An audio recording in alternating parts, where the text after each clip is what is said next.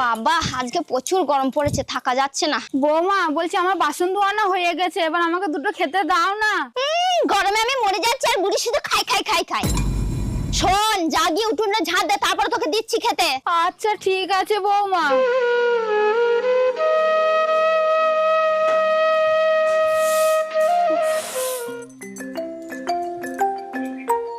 হ্যাঁ বলো। আরে বললাম তোমাকে মায়ের সঙ্গে একটু কথা বলাতে, মায়ের সঙ্গে একটু কথা বলাও।